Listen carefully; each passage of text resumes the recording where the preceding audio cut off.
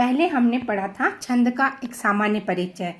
छंद कितने प्रकार के होते हैं उसके बारे में थोड़ा हमने जाना था और अब हम आगे उसके पढ़ेंगे। उसमें हमने एक श्लोक पढ़ा था, मस्त्री गुरु स्त्री लघुश्च नकारो भादि गुरु पुनरादि लघुर यः, जो गुरु मध्य गतो रल मध्य सोंत गुरु कथितोंत लघुस्तः।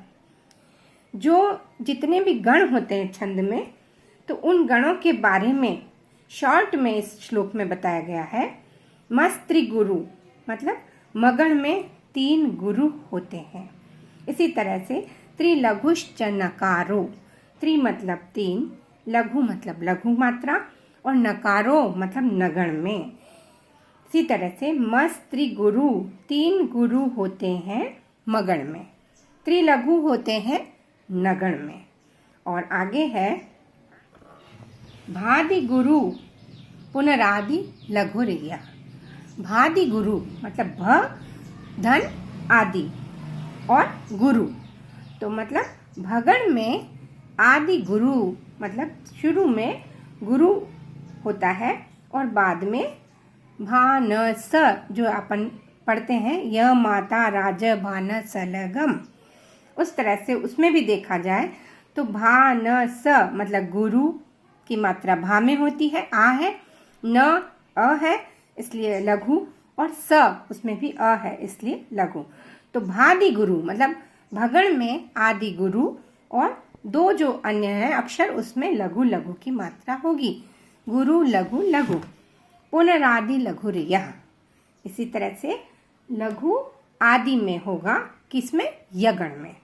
तो यगण में जो हम दूसरा एक वाक्य पढ़ते हैं, य माता राज भान सलगम, वहां पर यगण य माता उसमें ये 3 होते हैं। तो य मतलब उसमें अ का स्वर है तो वो लघु होगा, माँ आ का स्वर है तो गुरु होगा, और ता आ का स्वर है तो गुरु होगा।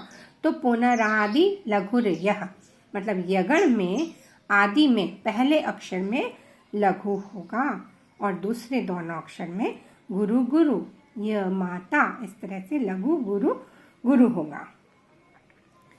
इसका तीसरा चरण है जो गुरु मध्य गतो। जो गुरु मध्य गतो यानी कि जगण जो है, जो से तात्पर्य जगण से है, जगण जो है उसमें गुरु जो है वो मध्य में आता है। इस श्लोक से समझ में आ जाता है कि शॉर्ट में हम उसको समझ पाते हैं कि जगण में गुरु मध्य में आता है, तो इसका मतलब जो आगे और पीछे के जो दोनों अक्षर हैं उसमें लघु लघु होगा। और जो हम वाक्य पढ़ते हैं, य माता राज भान सलगम, वहां पर जहां ज आता है वहां देखिए ये अक्षर आ रहा है, य माता राज, जहां पर ज आता है वहीं से आगे के अक्षर देखिए ज भान, यानी कि बीच में जो है वो गुरु है और आगे और पीछे लघु मात्रा आती है। तो जो गुरु मध्य गतो मतलब जहां गुरु जो है वो बीच में आ रहा है वो जगण कहलाता है। तो ज भान जहां गुरु मध्य में है और पूर्व और आगे और पीछे में लघु लघु मात्रा आ रही है। रल मध्य यानी रगण जहां है वहां ल से तात्पर्य है लघु और वो मध्य में होगा, यानी रगण में बीच में लघु आएगा तो आगे पीछे जो है वहां पर गुरु गुरु होगा। तो गुरु लघु गुरु। अब वाक्य में हम देखेंगे य माता राज भान सलगम, यानी रा, रा कहाँ आ रहा है? य माता रा, अब जहां से रा आ रहा है वहीं से रगण शुरू होता है, तो राज भा, यानी रा आ की मात्रा आ रही है तो गुरु होगा, ज अ की मात्रा आ रही है तो लघु होगा, और इसी तरह से भा आ की मात्रा आ रही है तो गुरु होगा। तो राज भा गुरु लघु गुरु। देखिए आ की मात्रा है तो गुरु आएगा, ज अ की मात्रा है तो लघु होगा, और भा आ की मात्रा है तो गुरु होगा। इसी तरह से रल मध्य, तो र जहाँ पर रगण है वहाँ पर लघु मध्य वाला वर्ण होगा, राजभा। ये जो वाक्य है इससे ही अपन समझ सकते हैं। और बाद में जब हम उदाहरण में श्लोक में देखेंगे तब उसको और अच्छी तरह से जान पाएंगे। तो रल मध्य मतलब रगण में लघु जो है वो मध्य में होता है, तो गुरु लघु और वापस गुरु, इस तरह से इसकी मात्रा होगी। सोंत गुरु, सोंत गुरु मतलब सगण में अंत में गुरु होता है। य माता राज भान सलगम, देखिए यहाँ पर स कहाँ आया है, यहाँ पर य माता राज भान स, ये स यहाँ पर आया है, तो यहीं से शुरू होंगे इसके तीनों अक्षर आगे के भी जो है स ल गम। अब जो म है वो तो हलंत है तो वो काउंट नहीं होता है, तो स ल गम। अब जो ग है वो गुरु कहलाएगा क्योंकि आगे वाला अक्षर जो हलंत है तो ग गुरु हो जाएगा। तो सलगम मतलब सोंत गुरु, सगण में अंत में गुरु होता है, तो स ल और गम म हलंत है तो वो ग गुरु हो जाएगा, तो लघु लघु और गुरु। इस तरह से सोंत गुरु सगण में अंत में गुरु होगा, तो पूर्व के जो दोनों अक्षर हैं वो क्या होंगे, लघु होंगे। इस तरह से यहाँ पर छंद में जब हमको मात्राएं गिननी होगी, एक तो मात्रिक छंद होता है, एक वर्णिक छंद होता है, तो जहाँ वर्ण गिनने हैं वहाँ हमें गण के आधार पर वर्ण गिनने होंगे, और जहाँ पर मात्रा है तो मात्राओं के हिसाब से गिनना पड़ेगा। तो यहाँ हम वर्णिक छंद को देखते हुए पहले गणों की जानकारी कर रहे हैं कि किस गण में कौन कौन सी मात्राएं लगती हैं। तो सोंत गुरु यहाँ तक हमने देखा। उसके बाद है कथितोंत लघुस्तः, मतलब अंत लघुस्तः है ना, कथित मतलब कहा गया है, लघुस्तः लघु मतलब लघु, और तः मतलब ताराज, त से मतलब है यहाँ पर तगण से, तो तगण, तगण में क्या बताया है, अंत लघुस्तः मतलब अंत वाला जो वर्ण है वो लघु होगा। तो जैसा आपने अपने वाक्य में भी पढ़ते हैं, य माता राज बान सलगम, तो ताराज यहाँ पर तगण कहाँ आ रहा है, य माता, जहाँ पर त आ रहा है वहीं से उसका तगण शुरू हो जाता है, तो उसके आगे के दो अक्षर और जोड़ने होते हैं अपने को, ताराज। इस तरह से जहाँ पर ताराज तो तगण में क्या होगा, अंत लघुस्तः, जो ज है उसमें अ की मात्रा है इसलिए वो लघु होगा, तो पूर्व के जो दोनों हैं वो क्या होंगे, दीर्घ मात्रा होगी उसमें। तो ताराज मतलब ता में आ की मात्रा है तो गुरु होगा, रा में आ की मात्रा है तो गुरु होगा, और ज में लघु है इसलिए अ है इसलिए लघु, लघु की मात्रा आएगी। इस प्रकार से हमने इस श्लोक के द्वारा शॉर्ट में ये जाना कि किस गण में मात्राएं कैसे लगती हैं। इसको मैं वापस एक बार बता देती हूँ। मस्त्री गुरु स्त्री लघुश्च नकारो भादि गुरु पुनरादि लघुर यः, जो गुरु मध्य गतो रल मध्य सोंत गुरु कथितोंत लघुस्तः। अब यहाँ पर आपने देखा मस्त्री गुरु मतलब मगण में 3 गुरु आते हैं, और जो नगण है तो त्रिलघुश्च नकारो, देखिए लघु लघु लघु, इस तरह से तीनों लघु आ रहे हैं। भादि गुरु मतलब भगण में आदि गुरु, शुरुआत में गुरु है फिर लघु लघु है। इसी तरह से लघुर यह, आदि लघुर यह, जो यगण है उसमें आदि लघु, पहला वाला जो है वो लघु है और दूसरी दोनों मात्राएं गुरु गुरु है।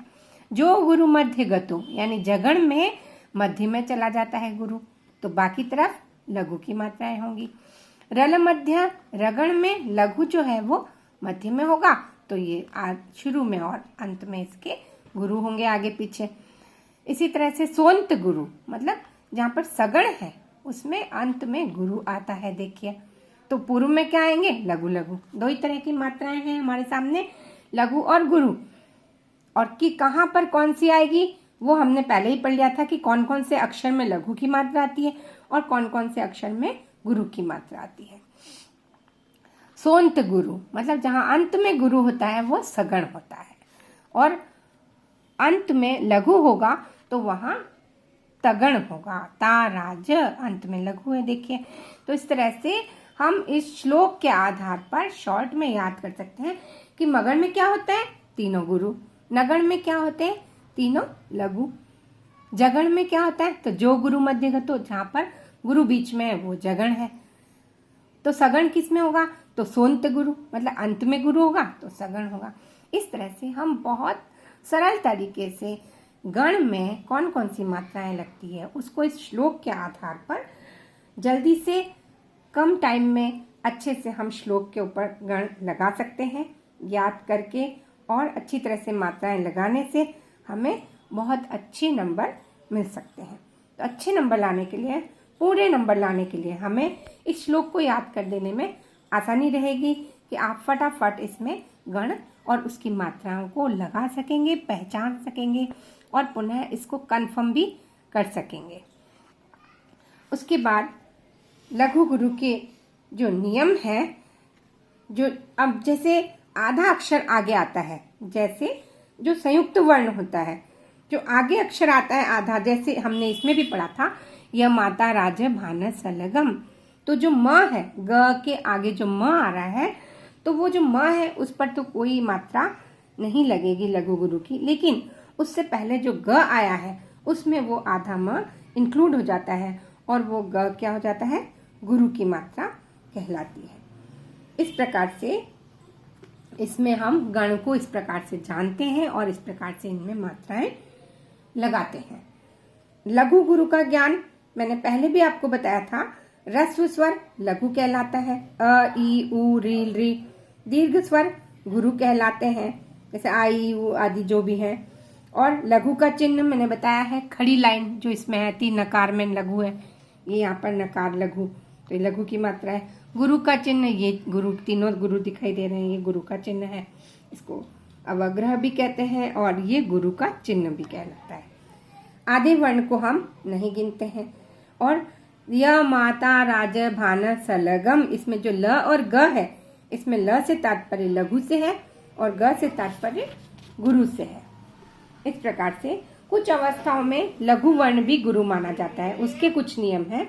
जैसे अंत में कहीं छंद भंग हो रहा है, उस स्थिति में लघु को गुरु माना जाता है। और दूसरा अनुस्वार है, विसर्ग है, संयुक्त अक्षर के पूर्व का लघु वर्ण भी गुरु माना जाता है। अनुस्वार युक्त वर्ण गुरु कहलाता है, जैसे इदम, तो दम जो द के ऊपर म की बिंदी अनुस्वार है, वो द का वर्ण फिर गुरु कहलाएगा। विसर्ग सहित वर्ण जो है वो गुरु होता है, जैसे रामः, जो राम म के आगे जो विसर्ग है रामः, इसलिए म जो है वो गुरु वर्ण हो जाएगा क्योंकि उसके आगे विसर्ग है। संयुक्त अक्षर के पूर्व का वर्ण गुरु होता है, जैसे पुष्प, तो अब जो पू है उसमें छोटे ऊ की मात्रा है, लेकिन आगे जो आधा श है उससे वो पू जो है वो गुरु हो जाएगा क्योंकि वो संयुक्त अक्षर है, उसके आगे संयुक्त अक्षर है, श आधा और प, उसके पूर्व का ये वर्ण होने से गुरु है। पाद चरण के अंत में लघु वर्ण भी विकल्प से गुरु माना जाता है।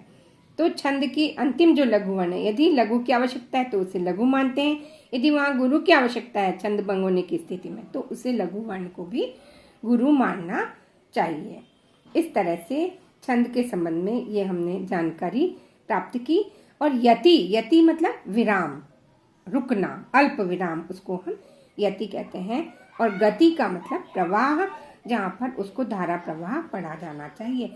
इस तरह से हमने छंद के बारे में जानकारी ली और अब हम आगे छंदों के बारे में और जानकारी लेंगे।